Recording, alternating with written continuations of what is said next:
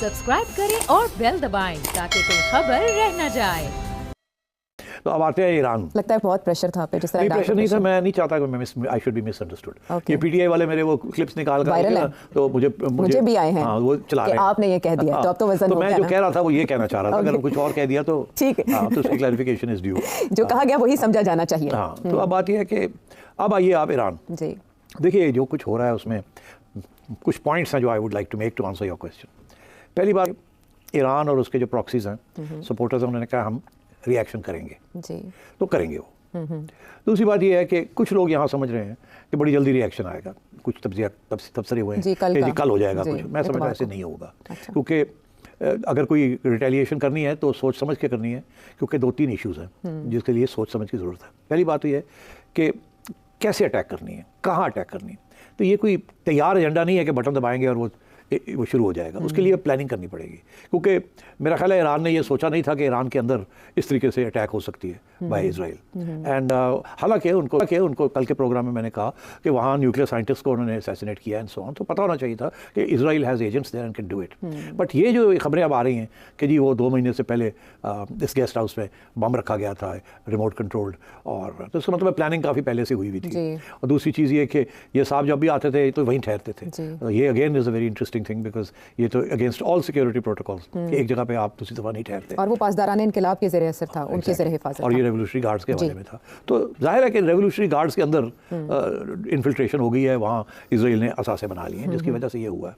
अब बात यह है कि मैं नहीं समझता कि फौरी तौर पर कुछ रिएक्शन अटैक आएगी ईरान से। उसके लिए तैयारी करनी पड़ेगी। उसके लिए अपने जो साथी हैं सारे इराक में, लेबनान में, हुथीस, हिजबुल्लाह, हमास, ये सब जो है इनके साथ मिलके कुछ बनाना पड़ेगा, और वो भी सीक्रेट रखना पड़ेगा, which is not going to be easy because leakages की बड़ी खतरे हैं। तो ये बड़े हाई लेवल के ऊपर इसकी प्लानिंग करनी पड़ेगी, डिस्कशंस करनी पड़ेंगी, और फाइनली एक्सिक्यूशन का प्लान बनना पड़ेगा। ये जल्दी नहीं होगा, ये इज माय व्यू। दूसरी चीज़ ये है कि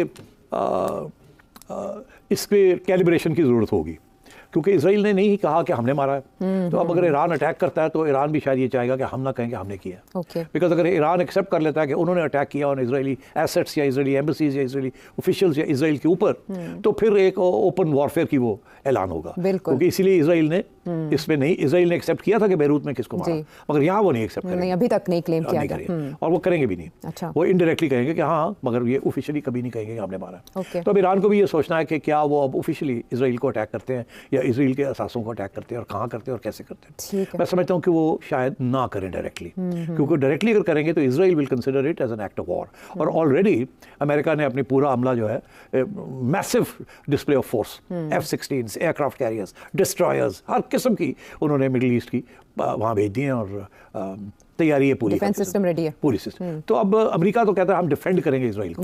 डिफेंड का ये मतलब है कि फिर फैसिलिटेट भी करेंगे अगर इजराइल ने फिर कोई काउंटर अटैक करनी है, क्योंकि अगर यहाँ से कोई मिसाइल्स जाती हैं या कुछ होता है ईरान से, तो उसको डिफेंड करने के लिए अगेंस्ट इजराइल जॉर्डन भी उसने वो भी रोकेंगे जैसे पहले रोका था, सऊदी अरेबिया भी रोकेगा जैसे पहले रोका था, और अमेरिकन फोर्सेज जो है वो भी जैसे पहले उन्होंने रोकी थी इस दफा फिर वो रोकेंगे। लेबनान और मिस्र ने भी ऐलान कर दिया कि हम भी रोकेंगे। तो अब मैं ये समझता हूँ कि दूसरी साइड बिल्कुल तैयार है। जिन्होंने ये किया उन्होंने पहले ये प्लानिंग की है कि अगर ये कामयाब हो जाता है तो ईरान विल रिटेलिएट, ईरान अपने प्रॉक्सीज को बुलाएगा, सब उन्होंने सब प्लानिंग की हुई है, क्योंकि उनके पास इनिशिएटिव था ना। इनिशिएटिव ईरान के पास नहीं था, उन्होंने तो 4 महीने पहले से ये प्लान बनाया हुआ था। 2 महीने के बाद उन्होंने सारी रेकी करके वहाँ बॉम्ब प्लांट किया, फिर इंतजार में थे क्या होगा क्या नहीं। तो इट्स अ डिटेल्ड प्लान। तो इसलिए मैं समझता हूँ ईरान के पास ऐसा कोई डिटेल्ड प्लान नहीं है। अब वो बनाएंगे, अब जब वो बनाएंगे तो उन्होंने 2-3 चीज़ें सोचनी होंगी। एक ये सोचना होगा कि सरप्राइज अटैक होनी चाहिए, ये नहीं कि पहले डिस्कशन हो जाए कि कहाँ होना और कैसे होना, वो तो फिर इफेक्टिव नहीं होगा। तो सरप्राइज अटैक के लिए तो बड़ी सीक्रेसी चाहिए और बड़ी प्लानिंग चाहिए, जो अभी नहीं है मेरे हिसाब से, वो भी बनाएंगे। दूसरी चीज़ ये है कि ये जंग का ऐलान नहीं होना चाहिए। अगर जंग का ऐलान हो जाता है कि ईरान की तरफ से जंग डिक्लेयर हो गई है ऑन इजराइल, तो फिर इजराइल काउंटर करेगा, और इजराइल का काउंटर करने का ये नहीं होगा कि वो कोई ईरानियन ऑफिशियल्स को टारगेट करेगा, it will go straight for Iran's nuclear facilities, जो कि उनका लॉन्ग टर्म गोल है। उनको एक मौका मिल जाएगा कि now is the time to bomb Iran's nuclear facilities, और उनको आउट ऑफ एक्शन कर दिया जाए। और ये इसमें अमेरिका की उनको हमायत होगी कि this is a good opportunity, तो आप करें। और इसके लिए उन्होंने फिर पूरी तैयारी की हुई है। मुझे याद है आयशा 12 साल 13 साल पहले 2010 में मैंने एक प्रोग्राम किया था जिससे मैंने उस वक्त भी बड़ा ईरान और अमेरिका का इशू बना हुआ था और इसराइल का इशू बना हुआ था और बड़ी सीरियस डिस्कशन हो रही थी कि how can Israel attack Iran nuclear facilities. तो मैंने बड़ा डिटेल में एक प्रोग्राम किया था with documents from American sources कि क्या रूट होगा, कैसे होगा, कौन करेगा and so on and so forth. तो वो प्लान जो है अब तो और भी ज़्यादा सोफिस्टिकेटेड हो गया होगा ना। अब 15 साल के बाद टेक्नोलॉजी कहीं की कहीं पहुँच गई है and I think the Israelis are ready at a button दबाएंगे and they will be over Iran and they'll knock out Iran's nuclear facilities. जिसके साथ उनका न्यूक्लियर प्रोग्राम जो है वो डिस्ट्रॉय हो जाएगा, काफ़ी अरसे के लिए आउट हो जाएगा। And I think that's what the Americans want and that's what Israelis want कि कोई ना कोई एक्सक्यूज मिल जाए ईरान अटैक करे इजराइल को।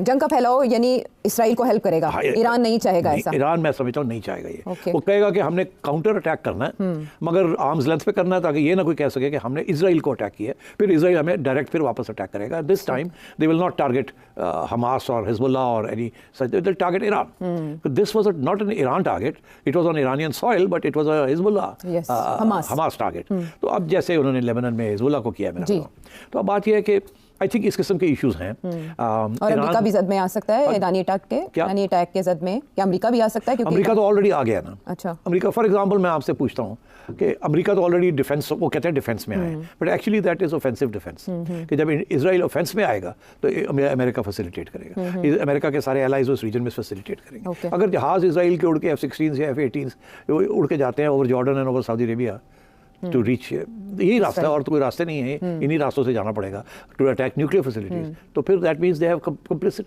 वो सारा अमेरिका उनको फैसिलिटेट कर रहा है बाय सैटेलाइट गाइडिंग एंड ये और वो सारा कुछ। तो मैं ये समझता हूँ कि Iran will think very hard. गुस्सा तो है, ईरान अब क्या करेगा? मैं समझता हूँ कि अगर इजराइल को अटैक करना है डायरेक्टली ऑन इजरायली टेरिटरी तो वो हिजबुल्लाह से या दूसरे जो प्रॉक्सीज हैं उनके ज़रिए करेंगे। और direct attack by Iran on Israeli territory मैं नहीं समझता कि ये ऐलान जंग के मुतरादिफ होगा। ये इस दफ़ा नहीं करेंगे, फिर जंग फैलेगी, ये फैल जाएगी जो कि ईरान के मफाद में नहीं है। और अगर करेंगे भी तो जैसे पहले थोड़ी सी प्री प्लानिंग के साथ और एडवांस इन्फॉर्मेशन के साथ किया था अप्रैल में, आपको याद है, तो उसी तरीके के साथ शायद थोड़ा बहुत करें। मगर जो रियल चीज़ है वो has to be attack on Israeli assets. वो एसेट्स एम्बेसडर्स हो सकते हैं, ऑफिशियल्स हो सकते हैं, एजेंट्स हो सकते हैं, एम्बेसीज हो सकती हैं, इंडिविजुअल्स हो सकते हैं, ज़रूरी नहीं वो इसराइल में हो या यूरोप, वो अमेरिका में भी हो सकते हैं, यूरोप में भी हो सकते हैं। सो मैं ये समझता हूँ कि something along those lines the Iranians must be thinking कि हो भी जाए और हमारे ऊपर काउंटर अटैक भी ईरान के सॉइल के ऊपर ना हो, हिसाब बराबर भी हो जाए, तो ये बड़ा नपातुला रिस्पॉन्स होना चाहिए। वो इनके लिए बड़ा ज़रूरी है for survival of the regime, because वहाँ भी बड़ी अग्रेसिव किस्म की नेशनलिज्म है। तो मैं इसलिए समझता हूँ कि जल्दी नहीं होगा, सोचा समझा होगा और किसी किस्म के ईरान ट्रैप में नहीं जाना चाहेगा। और अमेरिका और इजराइल चाहेंगे कि कोई ऐसी हरकत करे ईरान जिसके साथ वो सारा वर्ल्ड ओपिनियन को अपने साथ लेके या वेस्टर्न ओपिनियन को अपने साथ लेके तो ईरान के ऊपर बमबारी करें और तबाही की। बहरहाल ये इस वक्त मेरे लिए एक चिंगारी पे बैठा है जंग के दहाने पर, और अमल जो कि मोहतात ना हो वो जंग के में धकेल सकता है सिर्फ खित्ते को नहीं बल्कि पूरी दुनिया को। हम वापस आते हैं एक ब्रेक के बाद। शो में साथ देने का शुक्रिया। और अब इमरान सीरीज़ की बात करेंगे। सेठ साहब, जब भी उनके